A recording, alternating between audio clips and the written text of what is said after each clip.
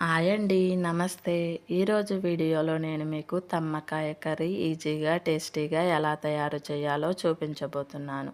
ముందుగా తమ్మకాయ ముక్కలను ఈ విధంగా కట్ చేసి పెట్టుకోవాలి. వీటిల్ని చెమ్మకాయ అని కూడా అంటారు. ఇప్పుడు ఒక కడాయి పెట్టుకుని 3 స్పూన్స్ ఆయిల్ వేసుకోవాలి. కట్ చేసుకున్న ఆనియన్స్ని వేసుకోవాలి. ఈ విధంగా ఫ్రై అయిన తర్వాత మనం కట్ చేసుకున్న పచ్చిమిర్చిని ఒక 2 వేసుకోవాలి. ఇప్పుడు కట్ చేసుకున్న తమ్మకాయను కూడా వేసుకోవాలి.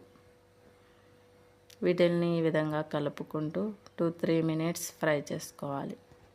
ఇప్పుడు 1/2 టీ స్పూన్ పసుపును వేసుకోవాలి. ఒకసారి కలుపుకోవాలి. ఇప్పుడు 1/2 టీ స్పూన్ అల్లం వెల్లుల్లి పచ్చిమిర్చి పేస్ట్ వేసుకోవాలి.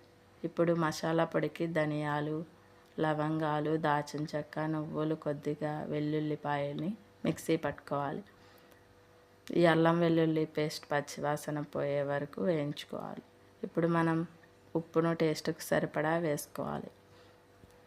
1½ స్పూన్స్ కారం కూడా వేసుకోవాలి.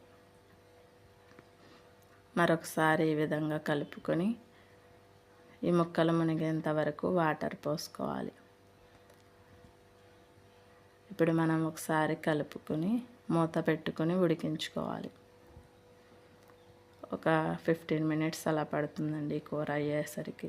ఇప్పుడు ముందుగా మిక్సీ పట్టుకున్న మసాలా పొడిని కూడా వేసుకోవాలి. ఇప్పుడు కొత్తిమీరను కూడా వేసుకోవాలి.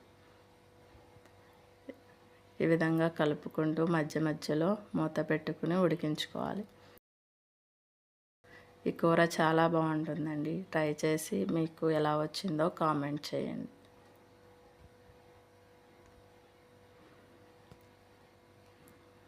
ఈ విధంగా నూనె పైకి తేరుకునే వరకు ఈ కూరను ఉడికించుకోవాలి.